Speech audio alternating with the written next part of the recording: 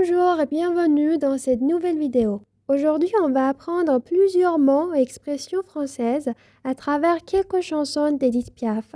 Dans cette vidéo, je ne vais pas analyser les chansons mot à mot, mais plutôt me concentrer sur certains mots et expressions que je trouve particulièrement intéressants. Alors, c'est parti. La première expression, voir la vie en rose. Avoir une vision des choses très ou trop optimiste. Et vous pouvez voir aussi la traduction anglaise en bas, et je pense que vous pouvez deviner de quelle chanson vient cette expression.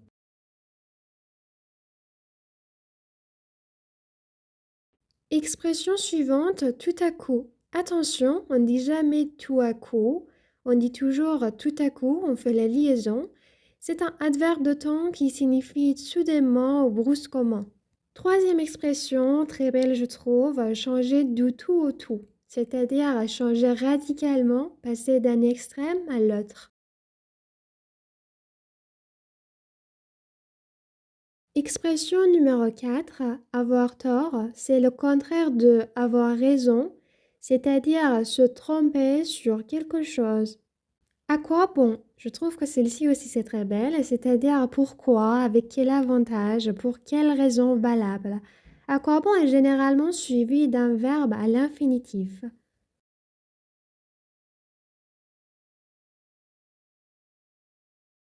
Peu importe, c'est une expression pour exprimer l'indifférence, dire que ce n'est pas important. Se foutre de, c'est-à-dire se désintéresser ou être totalement indifférent de quelqu'un ou de quelque chose.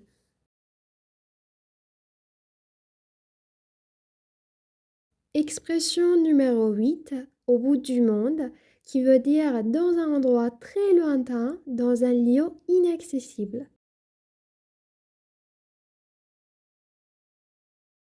Décrocher la lune. Cette expression évoque l'idée de faire tout son possible, même l'irréalisable, pour quelqu'un ou pour atteindre un rêve. On peut dire aussi obtenir l'impossible, faire des efforts extraordinaires, souvent par amour. Encore une expression que j'aime beaucoup, n'importe quoi. Il y a deux sens, une chose sans importance particulière, quelque chose d'absurde, d'insensé. En fait, n'importe est un mot qu'on utilise pour dire que le choix n'a pas d'importance. Quand on le met devant un mot interrogatif comme qui, quoi, où, quand, comment, on forme une expression fixe. Par exemple, n'importe qui veut dire peu importe la personne, n'importe où veut dire peu importe l'endroit, n'importe quand veut dire peu importe le moment, et n'importe comment veut dire peu importe la manière.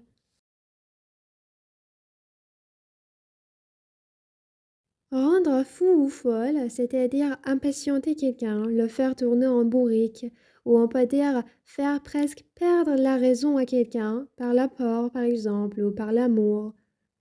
Couper la parole à quelqu'un, interrompre une personne pendant une conversation pour parler soi-même. C'est pas poli. Par exemple, on dit mon enfant me coupe toujours la parole, je dois lui apprendre à patienter.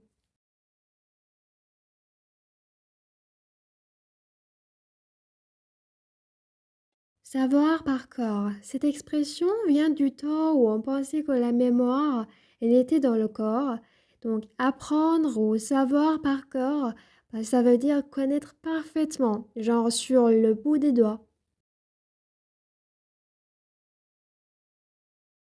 Expression numéro 14, au rabais, à bas prix, pas cher. Mais cette expression, elle parle pas que d'argent ou de prix, hein. Au sens figuré, c'est-à-dire de peu de valeur. Par exemple, un amour au rabais ou un travail au rabais. Voilà.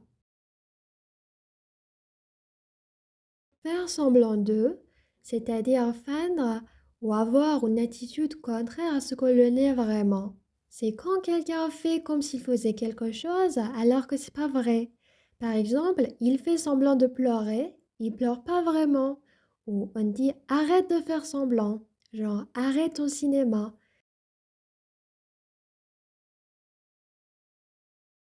Avoir le droit, avoir le pouvoir et la légitimité de faire quelque chose. Paname, Terme d'abord argotique passé dans la langue familière. Désignation affectueuse de Paris. C'est un surnom bien connu de Paris. Je ne veux pas rentrer dans les détails ni parler de l'origine de ce mot, mais je vous conseille d'aller chercher un peu pour voir pourquoi Paris est appelé comme ça. Bon, on passe à l'expression suivante. Tourner la tête à quelqu'un. Provoquer une admiration chez quelqu'un qui lui fait perdre la tête. Faire le tour du monde. Voyager dans de nombreux pays. Par exemple, elle rêve de faire le tour du monde un jour. Et faire le tour du monde, par extension, ça veut dire être relayé par de nombreux médias autour de la Terre. Par exemple, la chanson a fait le tour du monde dès sa sortie, ou la vidéo a fait le tour du monde en quelques heures.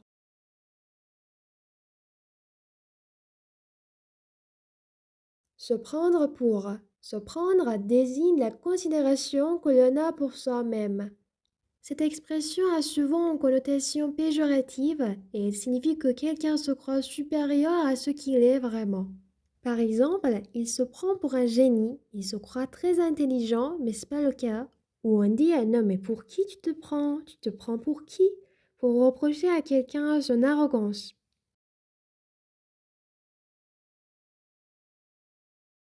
Et voilà une expression pour exprimer l'indifférence, dire que le choix ou la situation n'a pas d'importance.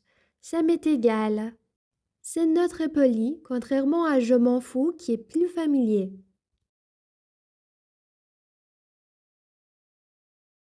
Avoir besoin de.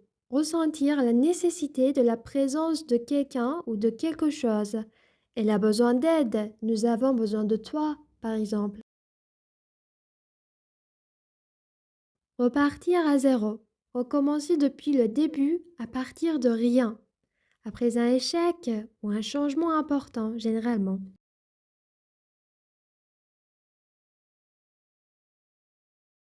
Bon, alors ici, on parle du verbe servir et vous allez voir, il peut être utilisé de plusieurs façons.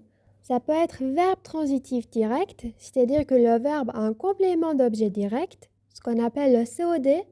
On dit servir quelque chose, servir quelqu'un.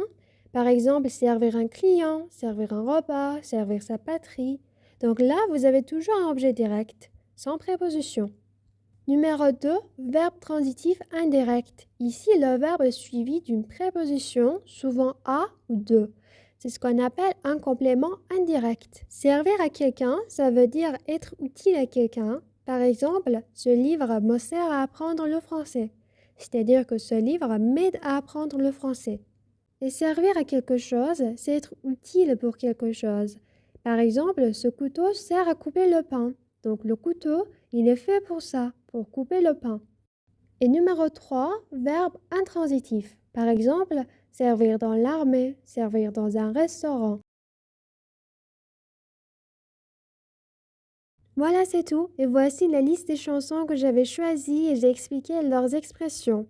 Et vous savez, Edith Piaf a tellement d'autres chansons. Je ne vais pas pour toutes les analyser dans cette vidéo. Si votre chanson préférée ne fait pas partie de celles que j'ai analysées, dites-moi en commentaire laquelle c'est et quelles expressions vous avez apprises grâce à elle. Bon, je vous remercie d'avoir regardé cette vidéo. J'espère que ça vous aura plu et je vous dis à la prochaine.